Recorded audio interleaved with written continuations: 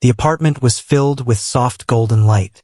The hum of the ceiling fan was the only sound between them. Zara stood near the window, her eyes following the slow movement of the curtains.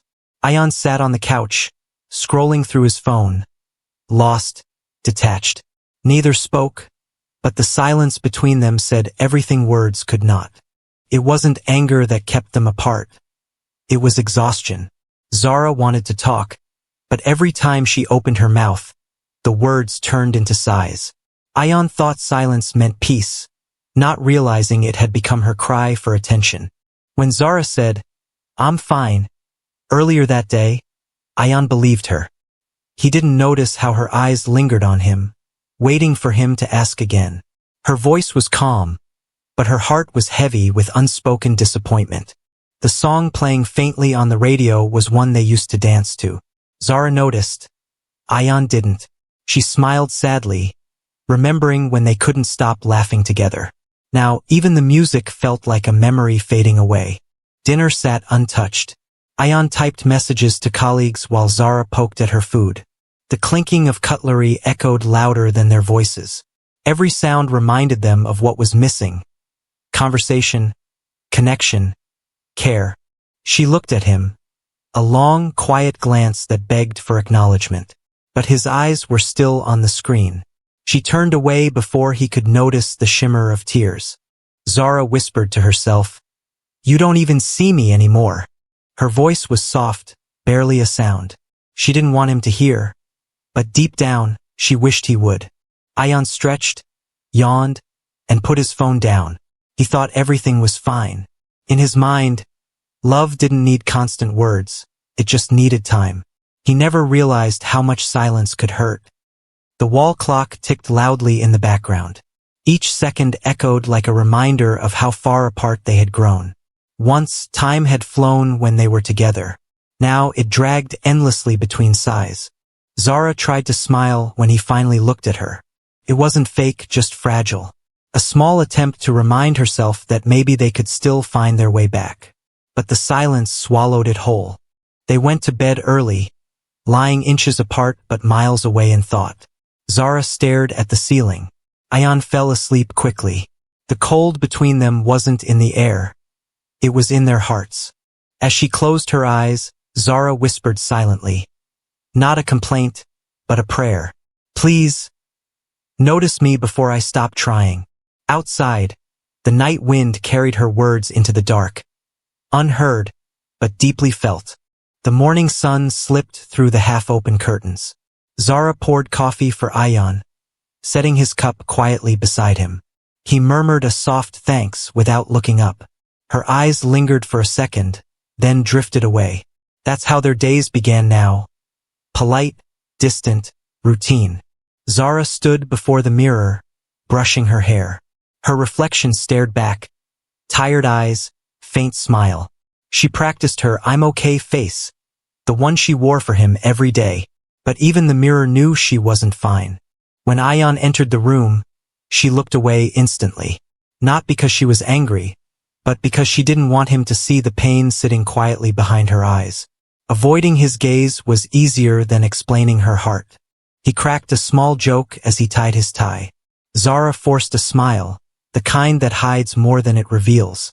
He smiled back, unaware that every fake smile from her chipped away at something real inside her.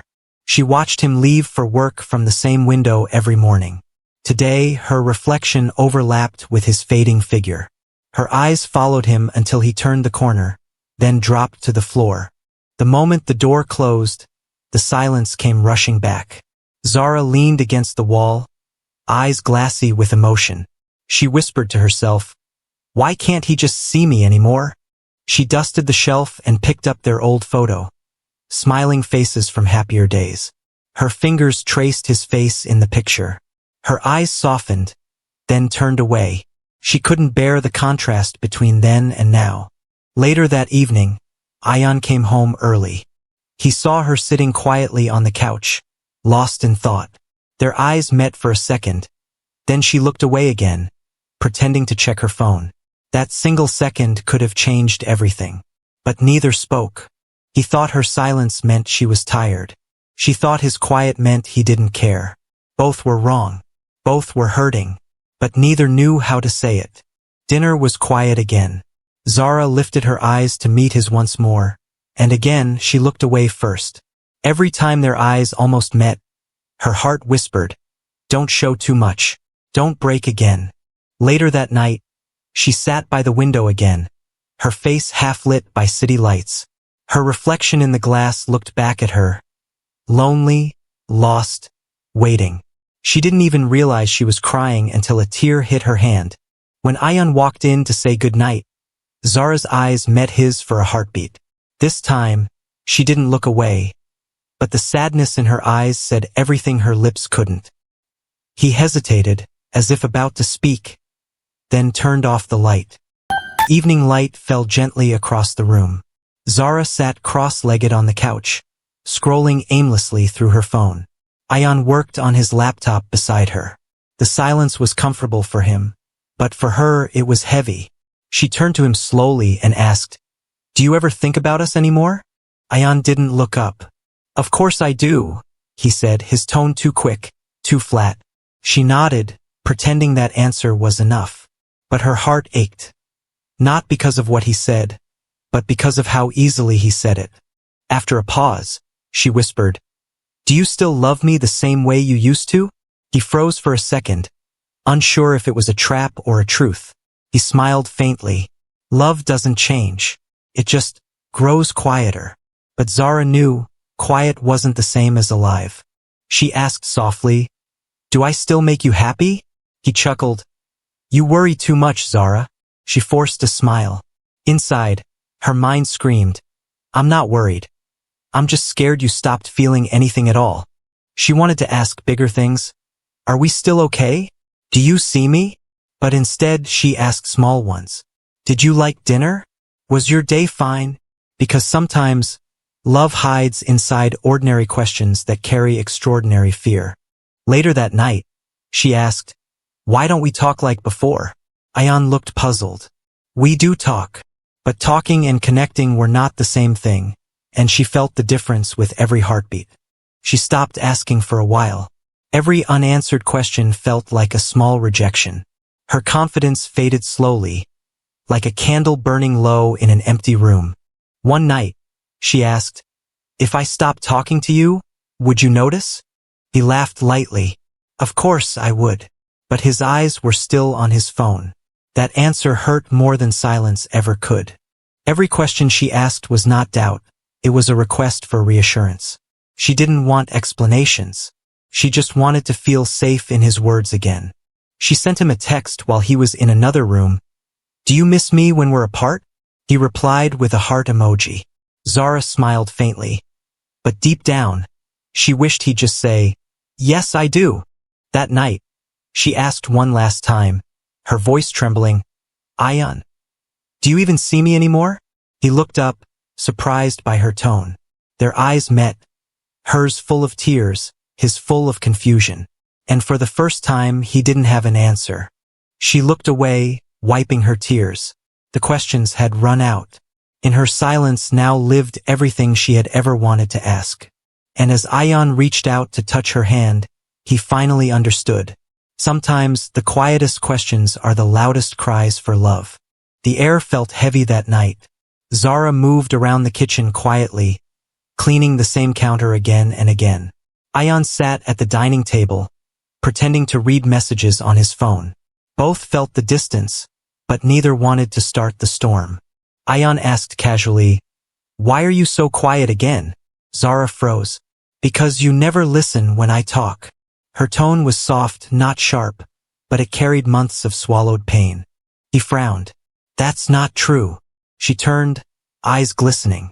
"Then tell me one thing I said this morning." He opened his mouth and said nothing. That silence hurt more than any shout could. "I work all day, Zara. I can't remember every detail," he snapped. She took a deep breath, tears forming. "I'm not asking you to remember details. I'm asking you to notice me."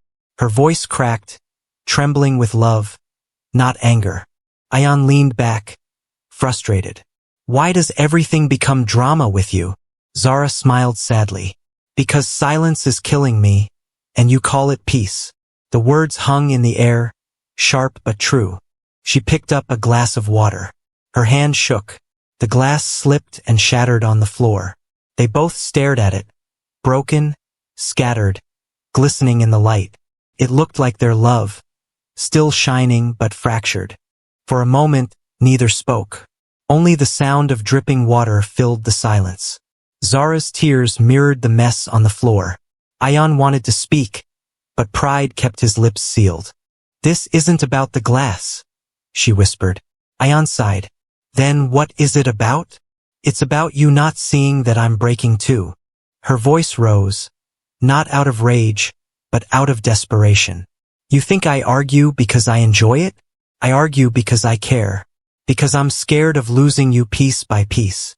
Ayan looked at her, really looked.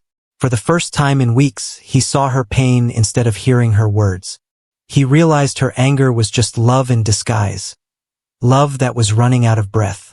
He stepped forward slowly, the sound of glass crunching under his feet. "I didn't mean to make you feel unseen," he said quietly. Zara's eyes softened, but she didn't speak. She just stood still, breathing unevenly. Finally, he reached out and touched her hand. She didn't pull away. Their fingers intertwined, not as a fix, but as a fragile promise to try again. In that quiet, broken space, they both realized it was never about the argument. The next morning felt calm, almost too calm. Zara stood by the mirror, brushing her hair slowly. She hoped he'd notice the new scarf she wore, the one he once said looked beautiful on her. But Ayan walked past her, searching for his car keys. He kissed her forehead quickly before leaving. "I'll be late tonight," he said. Zara smiled faintly, hiding her disappointment. She wanted him to see her, not just look at her. But love without attention feels like a song played with the sound turned off. She made breakfast for two, but only one plate was touched. She sat across the empty chair, stirring her tea long after it had gone cold. Every sip tasted like loneliness. Later that day, Zara looked at herself in the mirror. "Maybe I'm asking for too much," she whispered. But her reflection disagreed. It showed a woman who only wanted to be noticed, not adored. That evening, she lit candles around the dining table, cooked his favorite meal, and wore the perfume he once loved. It wasn't about romance. It was about trying to reconnect with the man who had slowly stopped looking. When Ayan walked in, his tired eyes softened for a moment. "Smells nice," he said absently, placing his bag down. She smiled hopefully, but he walked straight to the shower. Her heart sank again. They ate quietly. Zara waited for him to ask about her day. He didn't. He waited for her to stop being distant. She couldn't. Sometimes, love dies not in arguments, but in silence between two spoons. After dinner, she asked, "Do you remember the first movie we watched together?" He looked up, confused. That horror one?" She smiled gently. "No, it was a love story."